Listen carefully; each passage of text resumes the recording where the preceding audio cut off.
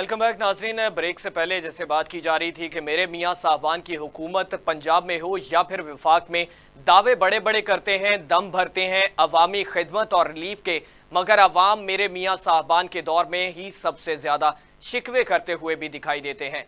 महंगी बिजली हो, महंगी पेट्रोल हो, या फिर जो उसमें सेहत की अद्वियात हैं उसकी जो है वो कीमतों में इजाफा कर दिया जाए, या फिर वो अद्वियात ही मिलना बंद हो जाए, जैसा कि इंसुलिन जो है उसकी कीमतों में इजाफा किया गया और वो मिलना बंद हो गई मार्केट में, और सरकारी अस्पतालों में अवाम जो है वो दर बदर धक्के खाने पर मजबूर हो चुके हैं। और इसी तरह से हमारे साथ मौजूद हैं चंगेज़ खान काकड़ साहब, पाकिस्तान तहरीक इंसाफ से उनका ताल्लुक है।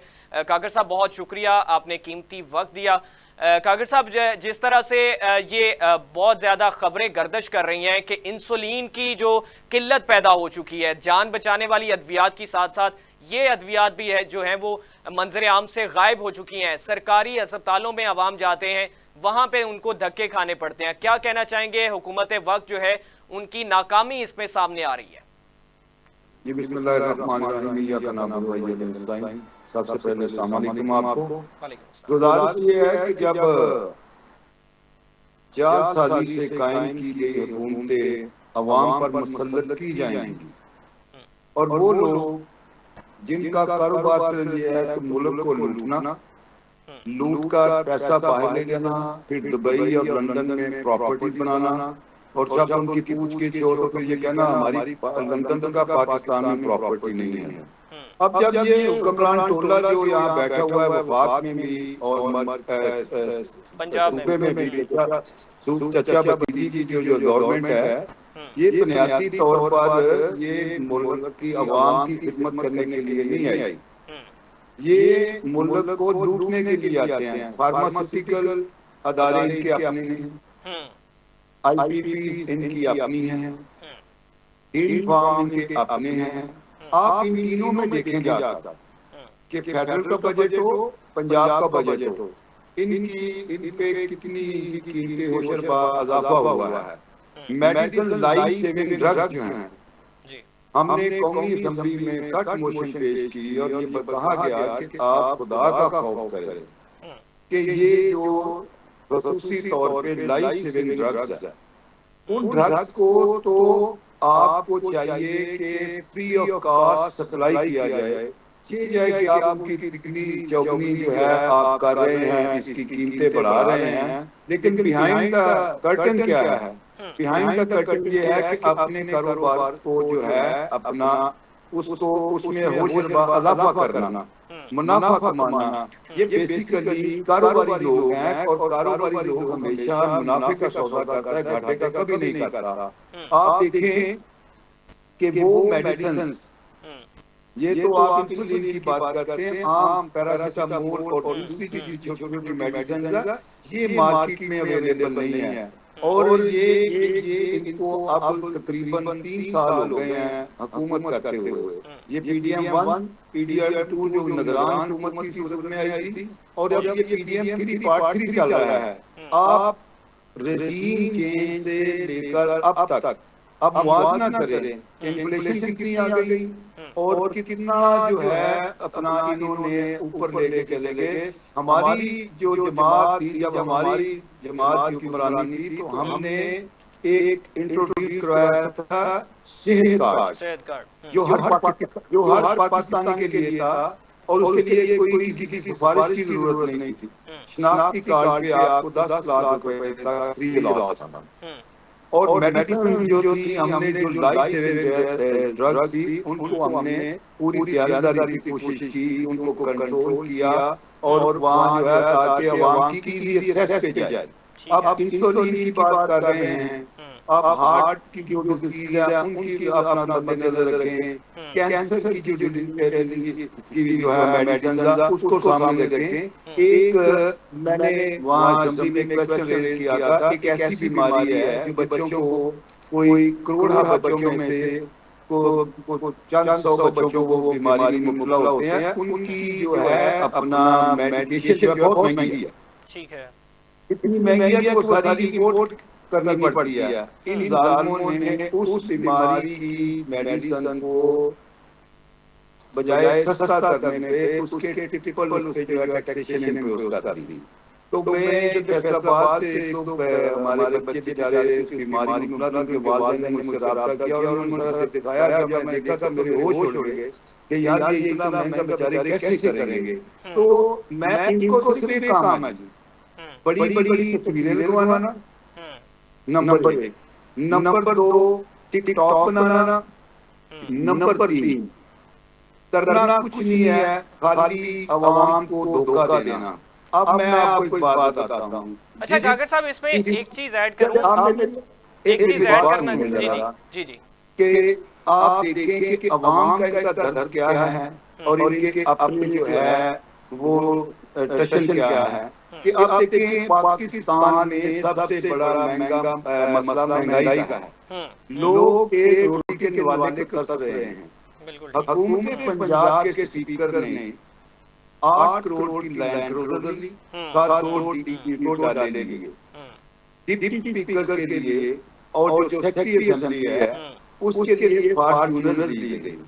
उसके अलावा आप देखें कि इन्होंने जो है अपना कितना इस पे खर्चा आया। लेकिन कागर साहब, दूसरी जानिब मलिक अहमद खान साहब ये भी कह रहे हैं कि पाकिस्तान तहरीक इंसाफ के रहनुमा जो हैं पार्लियामेंटेरियंस हैं वो आते नहीं हैं, अटेंडेंस लगवाते हैं और चले जाते हैं। तो मैं इस पे भी जो है वो एक्शन लेने के लिए दरख्वास्त दायर कर रहा हूँ। देखिए मैं आपको एक बात बताता हूँ, जब हमारे आधे से ज्यादा पार्लियामेंटेरियंस को आपने 15 सिटिंग के लिए उनकी मेंबरशिप सस्पेंड कर दी गई। आप अंदाजा लगाएं कि एक सिटिंग के लिए 2 सिटिंग के लिए या मैक्सिमम 3 सिटिंग के लिए रूल इजाजत देते हैं, जहाँ पे आमरीत, ये आमरीत है, ये डेमोक्रेसी नहीं है, ये आमरीत है कि 15 सिटिंग के लिए हमारे पंजाब में लीडर ऑफ अपोजिशन जो है मोहम्मद बचर साहब, उनको और साथ उनके साथी एमपीएस को उनकी 15 सिटिंग के लिए जो है मेंबरशिप आप सस्पेंड कर दें और उनका दाखिला बंद कर दें। रोज आपके सामने आपकी नजर से गुजर होगा कि पंजाब असेंबली का एक इजलास जो है हुकूमती इजलास हाउस के अंदर होता है, अपोजिशन का इजलास हाउस के बाहर होता है, और तमाम के तमाम मेंबर जो हैं उस जो बाहर हाउस होता है उसमें उनकी हाजिरी होती है और 105 के 5 मेंबर वहां पे हाजिर होते हैं। तो ये सिर्फ इसलिए किया गया कि ऐसी जो टॉप हुकूमत है ये इनकी बर्दाश्त नहीं कर सकते। ये सच्चाई का जो आईना दिखाया जाता है ये इससे टकराते हैं। ये चाहते हैं कि गलियां और धुंधियां विच मिर्जा याद करे, और ये पाबंदी भी इसीलिए लगवाई ताकि ये गलियां धुंधी हो जाएं और मैम टिकटॉक पर जो है वो अपने जो है वो ड्रामा चलती हुई आए, पीछे उनके नीलें लगी होती हैं, वो उनके दुपट्टा जो है वो उठा रही होती है, कोई पानी वाला गिलास जो है वो उठाया होता है। तो वो असेंबली का माहौल कम होता है, किसी फिल्म की शूटिंग ज्यादा लगी है। तो इन लोगों से आप भट्टी साहब क्या तो कर सकते हैं कि ये आम पब्लिक का क्या सोचेंगे। आप मतलब ये कि अब आप किसी हॉस्पिटल में जाके देखें, वहां पर ना तो डॉक्टर पूरी अवेलेबल है, ना वहाँ पे कोई प्रॉपर ट्रीटमेंट की जो फैसिलिटीज हैं। मैं आज अपने आपके इस प्रोग्राम को ज्वाइन करने के लिए घर आ रहा था ऑफिस से, तो रास्ते में मुझे डबल 1 डबल 2 मिली।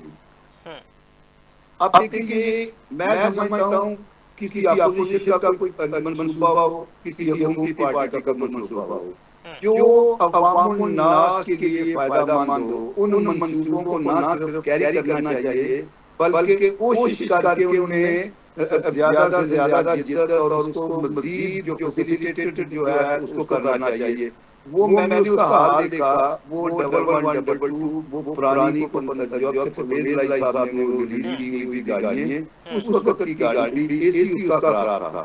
तो मैंने उससे पूछा कि क्या उसने कहा कि हमारे पास तो जो है इनको रिपेयर करवाने के पैसे नहीं है। डॉक्टर साहब आप नई गाड़ी की बात कर रहे हैं। मैंने कहा ये मरीज तो जो है बेचारा लगता है मुझे, कहते जी बस अल्लाह के हवाले हम कोशिश कर रहे हैं छोड़ाएं। अब डबल 1 डबल 2 पूछे जाए कि उसको ज्यादा तरक्की देते, अब इन्होंने क्या किया कि ऐसे ही सिर्फ नुमाइशी तौर पर इस जो चचा और बल्दी की हुकूमत है वहाँ 47 की दोनों हारे हुए हैं, वो भी ये और बड़े भाई साहब भी हारे हुए हैं। और दोनों की हुकूमत में सिर्फ ये है कि हमने नमूदो नुमाइश क्या करनी, हमने खाली को एक खेल पड़ा है, दूसरी टिकटॉक बना दिया है। हमारे फैसलाबाद में करप्शन का जिया आलम है। एक जो हमारा तारका वाला पुल है हमारे वहाँ जाता था, उसके साथ एक लिंक इन्होंने निकालना था। उसकी जो कास्ट बनती थी वो 25 करोड़ रुपया बनती थी। ठीक है, लेकिन करप्शन करने के लिए वहां से वो लिंक नहीं निकाला। वहां पे एक नया जो साइड पे जो है एक छोटा सा पुल बना दिया, पुल दोबारा से बन गया। उसकी जरूरत ही कोई नहीं थी। ये क्यों बनाया गया कि ये जब से सियासत में आए हैं इन्होंने इनके मुंह को कमीशन वाला खून लग गया हुआ है। ये हर वो मंसूबा सामने रखते हैं जिसमें इनको कमीशन मिले और उससे चाहे मुल्क जो तबाह हो बर्बाद हो जाए। और इन्होंने मुल्क का ये 4.5 माह में बेड़ा गर्क करके रख दिया। और जब ये बात करेंगे कि जितनी उम्मीद आएंगे कि इनको एक सबक सिखाया हुआ है कि आपने किसी भी शो में जाना है, वहां पे कोई प्रोडक्टिव बात नहीं करनी।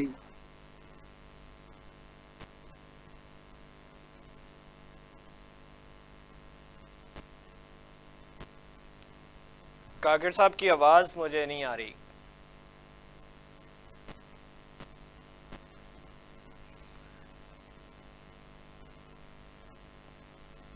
काकड़ साहब आपकी आवाज नहीं आ रही है। काकड़ साहब जी तो मुझे जी अब आ रही है। जी अब आ रही है। कंटिन्यू करिएगा। अच्छा, मैं गुजारिश कर रहा था कि ये इनका जो है ना सिर्फ एक ही है एजेंडा कि इन्होंने किसी भी आप इसको टॉक शो में बुला लें, अपने भी बुला लें कि नुमाइंदे को, उसने शुरू कहाँ से करना, जो इमरान खान था उसने मुल्क डिफॉल्ट कर दिया था। ये 9 मई ये डिजिटल दहशतगर्द वहां से शुरू करके और फिर इन्होंने उस 9 मई पे चलते चलते उस वक्त तक प्रोग्राम खत्म हो जाना। जब इनसे जो आपने ये सवाल किया है कि आपने दवाइयां क्यों महंगी की हैं, लाइफ सेविंग ड्रग्स लोगों की पहुंच से क्यों दूर हो गई हैं, तो फिर इनका जवाब आगे